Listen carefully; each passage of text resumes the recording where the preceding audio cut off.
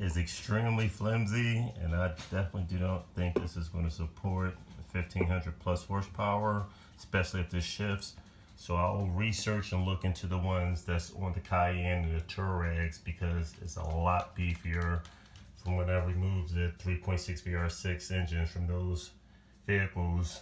This part right here was a lot more beefier, but this is extremely flimsy right here. So I mean, that will cause a lot of shaft distortion, and there's a bearing in here. The bearing moves very easy, but just the distortion from this, I don't think that's going to hold up.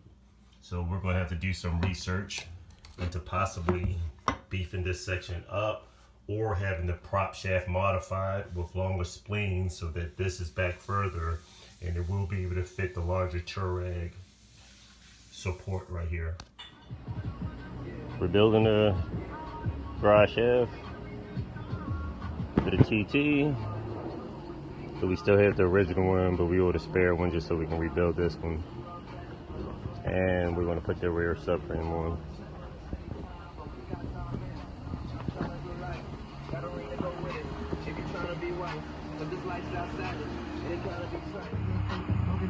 Just about finished rebuilding the drive shaft.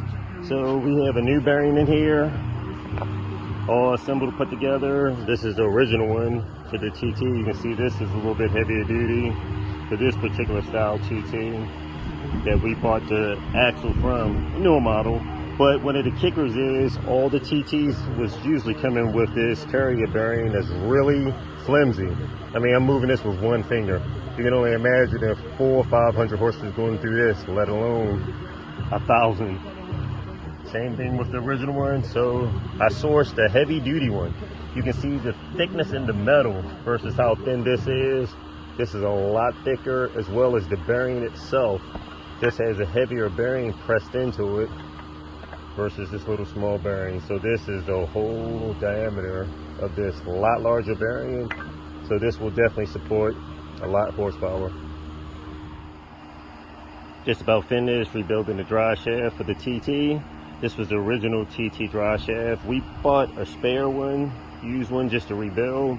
They're pretty durable, and for the most part, there's not been any issues with them really handling a lot of horsepower. The primary concern with a lot of these were the carrier bearings. So as you can see, this is a very thin bearing. I can move it with one finger. So you can only imagine if several hundred horsepower, 300, 400, 500 horsepower going through it, let alone 1,000 horsepower. So this is a stiffer bearing. You can look at the housing.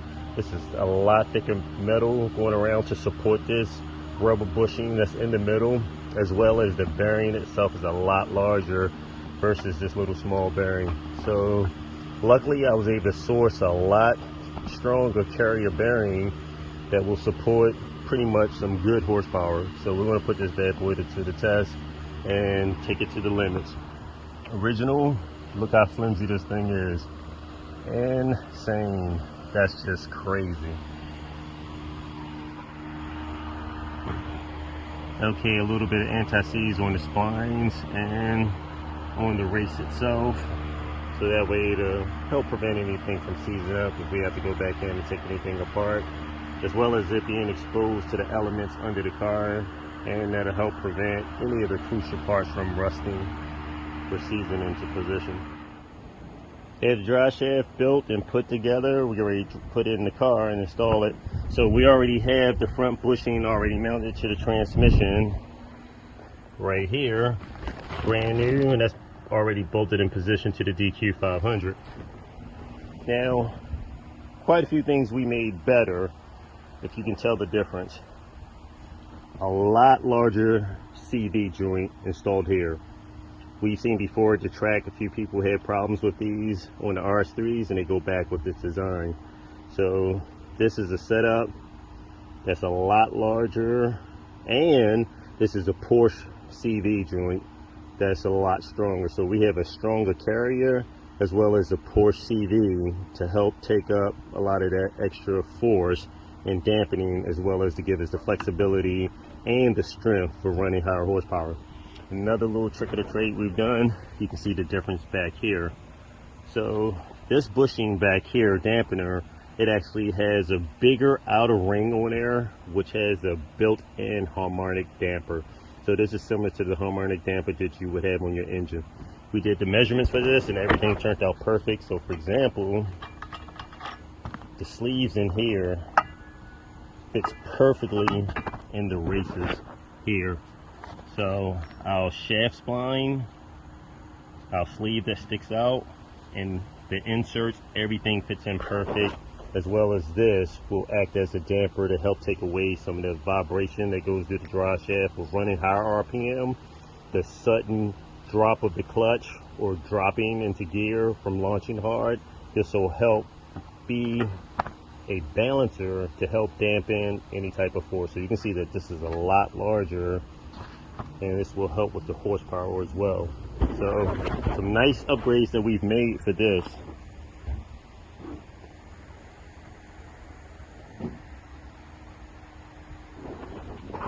That is all getting put into this beast.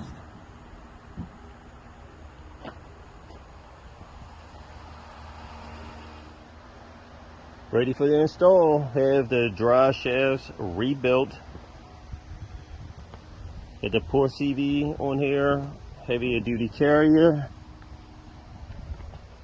the new bushing dampener with a built-in harmonic dampener compared to the stock, a lot stronger, help take away some of the vibration in the drive shaft and help eliminate any type of drive shaft distortion, as well as brand new Gen 2 Audex controller. So rear subframe, as you can see, lightweight chrome alley, already been rebuilt, custom axles from the drive shaft shop.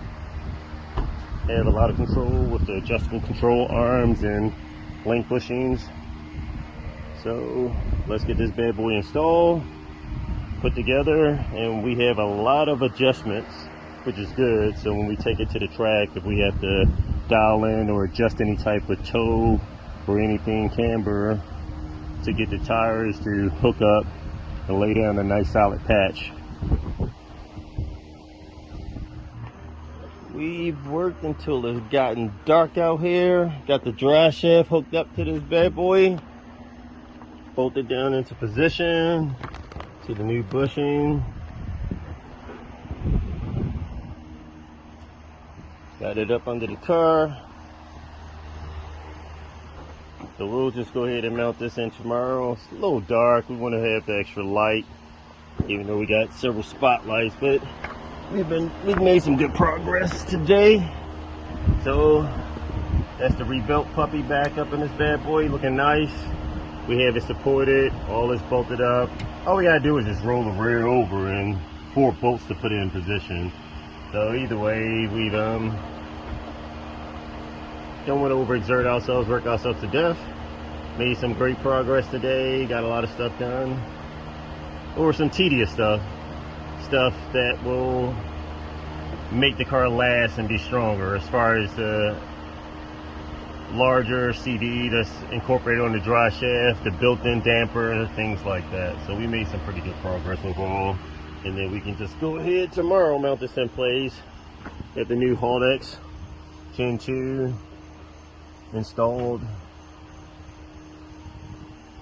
and as you can see, brand new axles, in the dry shaft shop.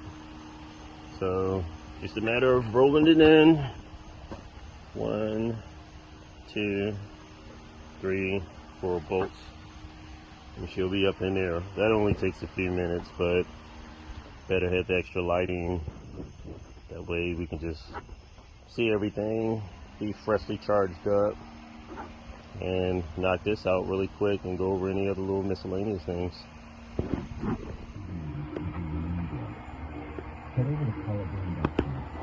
That's KOLAbrand.com to look at hundreds of beautiful crafts. We're making some more progress on the big block VR6 3.6 liter turbo project. So we have our dry shaft hooked up. We ordered a used dry shaft and rebuilt it. Definitely better than factory specifications with the hardware that comes attached to the original dry shaft. Today we installed the rear subframe. Finally got it up in there, looking good. We have new wheel hub bearings assemblies installed. Underneath, we have the Verkline chromoly subframe, dry shaft shop axles,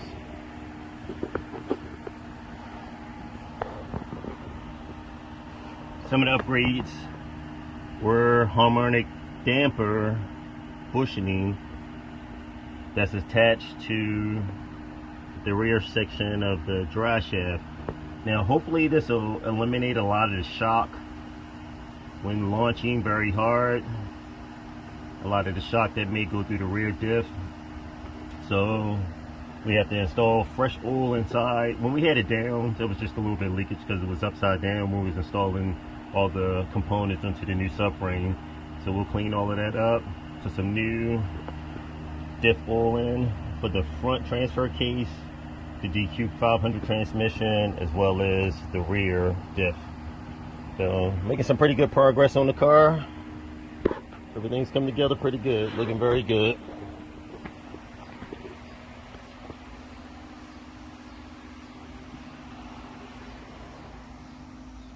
Wide body fender flares for 10-inch wide wheels, 10.5 on the back. And next step is to start fabricating the plumbing for the turbo and squeezing that turbo right in this open section right here.